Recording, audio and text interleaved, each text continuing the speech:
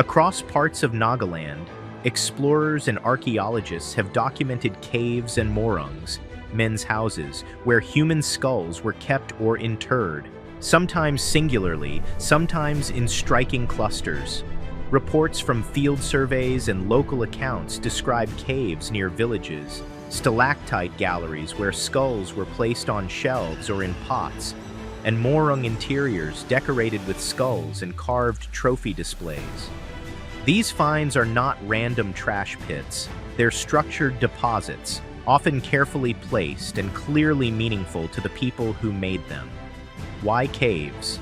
In this landscape, caves were liminal places between the safe house and the wild, often associated with ancestors, spirits, and secrecy. Placing skulls in a cave preserved them from weather and animals, and likely served ritual, political, and mnemonic purposes. A visual record of victories, a shrine for ancestral power, or an offering to secure prosperity. Field notes from local excavations describe skulls in pots, skulls embedded among domestic artifacts, and skull caches that correspond to remembered conflicts. History and the culture of headhunting. To understand the caves, we must understand headhunting, the practice that brought most of those skulls into being. Among several Naga groups, notably the Konyak, head-taking was historically a martial, spiritual, and social institution. It was not mere trophy collecting. In animist worldview, an enemy's head was thought to contain life force or spiritual potency that could be harnessed to ensure fertility, prosperity, and clan prestige. The number of skulls a household displayed recorded valor and assured status. These rituals carried deep meanings tied to crop success, social order, and ancestral power. Headhunting was suppressed and largely ended in the mid-20th century with colonial rule, missionary influence, and legal bans, but its material trace, skull caches and oral memory, persists.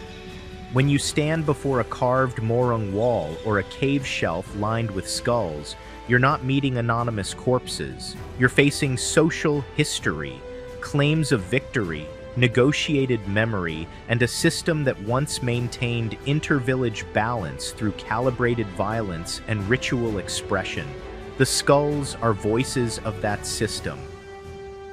Ritual, remembrance, or status display. Archaeologists and anthropologists decode these deposits through context.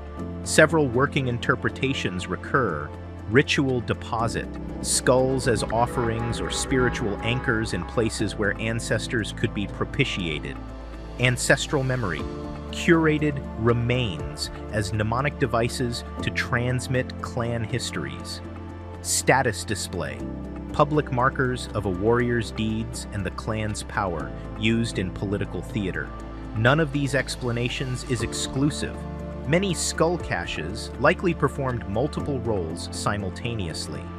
Ethnographic interviews with elderly Naga informants emphasize the skull's role in fertility rites and the political value of visible trophies, while archaeological stratigraphy often shows deliberate placement, indicating care and ceremony rather than opportunistic disposal.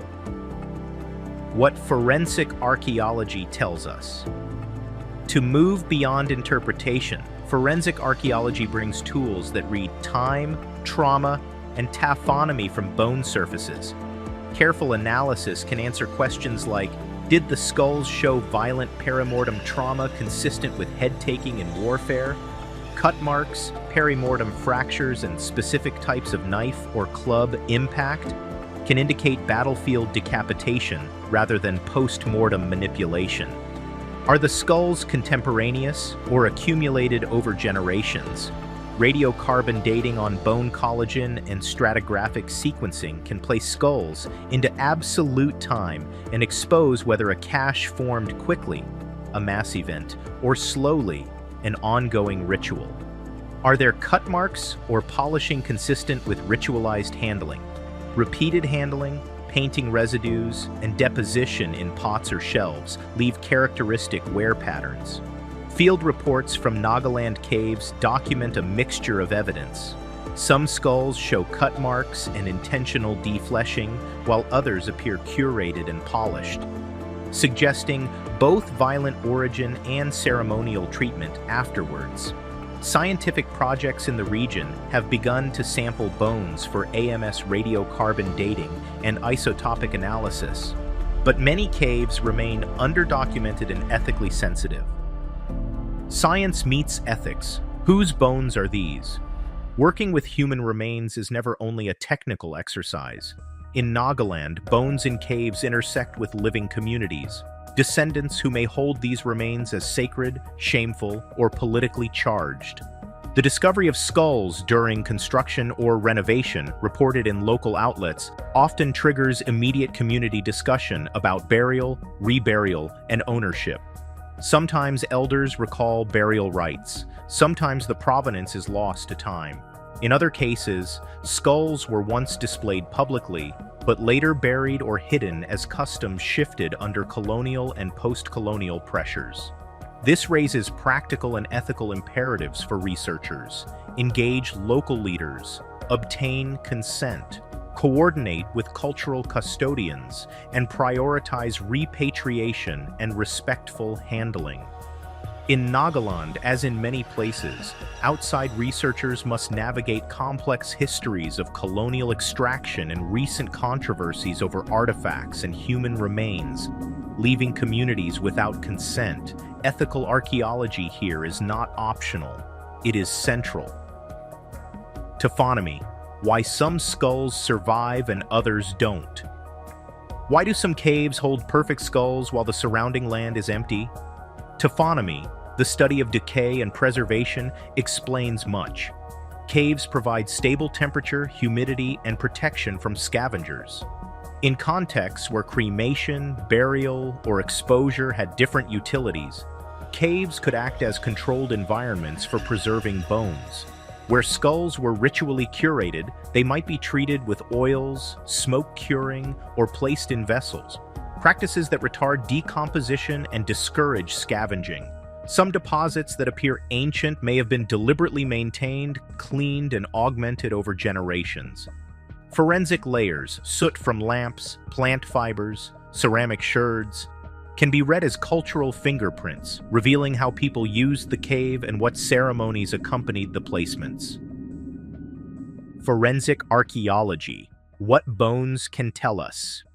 Bones are not silent. With careful analysis, forensic archaeologists read trauma, time, and practice. Perimortem trauma versus post-mortem marks. If a skull shows sharp cut marks on the base or facial bones aligned with the anatomy of a blade or club, that points toward decapitation at or near the time of death. Perimortem. If marks are irregular, weathered, and show differential staining, they are more likely post-mortem handling. Several Nagaland skull collections show a mix, some skulls with clear perimortem trauma, others appearing to have been cleaned, polished, or curated for display, suggesting a two-stage biography: violent origin, ceremonial afterlife. Butchery patterns and cultural signatures.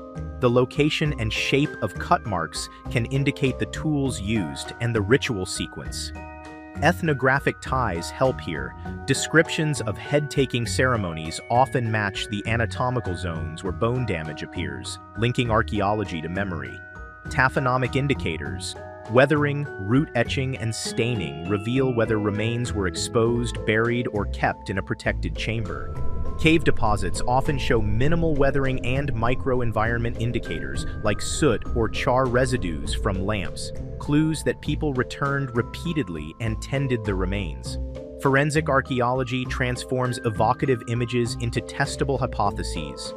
Was this a battlefield death? A ritualized display? A later cultural deposition? The bones rarely speak in absolute sentences, but they can falsify or support competing accounts. If there is one clear truth from the bones and the debates, it is this: archaeology without ethics is excavation without conscience. The skull cave anomalies are not mysteries to be consumed by spectacle. They are stories of people, living and dead, that demand justice, return, and respect. If hidden histories and forbidden places fascinate you, subscribe to Discovering the Unknown